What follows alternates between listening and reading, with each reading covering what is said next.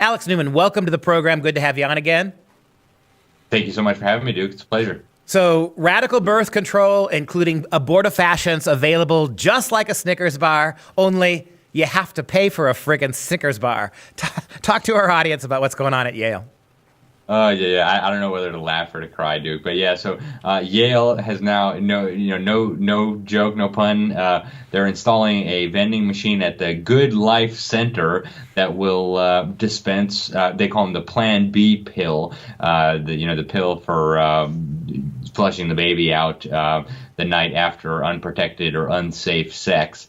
And, as is well known, this pill often causes an abortion by causing the baby to go right through the system instead of being implanted as a result of this massive hormone overdose. So soon at Yale, they won't have to go to the doctor. They won't have to go to the pharmacy. They just go to the Good Life Center and grab some Plan B pills. Well, it is kind of an ironic suggestion, but again, I remind people that if you're a practicing tuition-paying student at Yale University, you're as entitled to this stuff as you need to be. And the minute they question you as to why you need so many of them, they're delving into your personal sex life.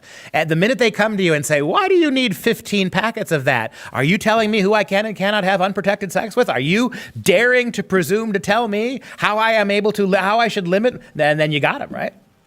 That's right. And if they say, hey, you're a man, what are you doing getting all of this? Well, how dare you presume my gender, right? You don't know anything about my gender, right? Just because I have a deep voice and a beard doesn't mean I'm a man. I mean, aren't you hip with the times? I mean, it's just absolute madness. It's like I say all the time, the inmates have taken over the asylum, and it's going downhill quickly. Well, and the funny thing about it, and I was talking to my producer before the show about this, 2 or 3 years ago when there was talk about this, right, making these kinds of radical forms of contraception, abortion, let's call it what it is, these radical forms of abortion, making them available to college students in the same way we make sugary snacks or potato chips available in vending machines.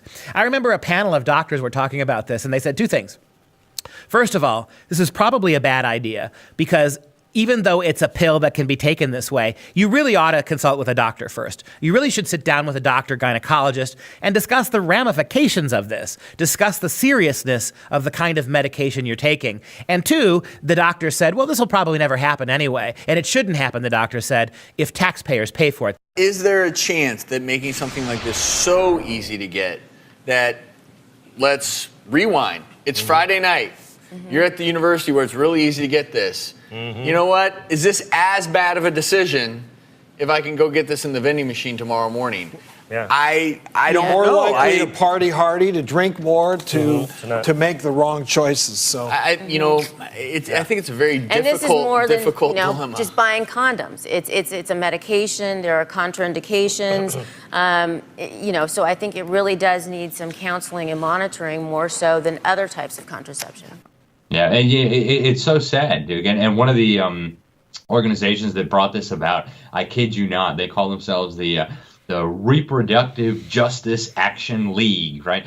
Some kind of like superheroes off to ensure reproductive justice for everyone. And what they mean by reproductive justice is that taxpayers should pay for the mass murder of babies through abortion and for contraception and for everything else, so that children can be convinced that fornicating is a good idea. And if they fornicate and problems happen, hey, the government will come and bail you out by killing your baby for you. No big deal, right? What's the problem? And that's what all of this is designed for, breaking down morality, breaking down the family unit, making sex just this, free love, sexual revolutionary thing, no marriage involved, nothing like that.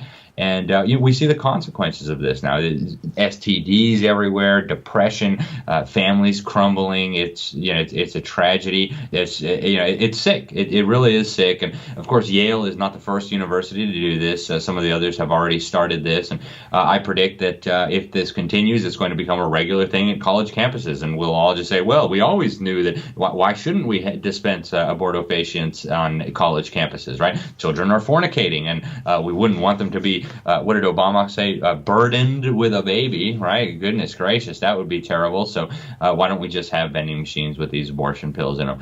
It's it's a sad state of affairs, and as I say in my article, parents and students need to be very, very discerning about where they send their kids to college, because this is now the status quo at these institutions.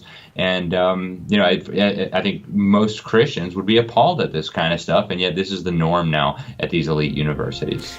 Alex, thanks again for another sobering account of what's going on American campuses.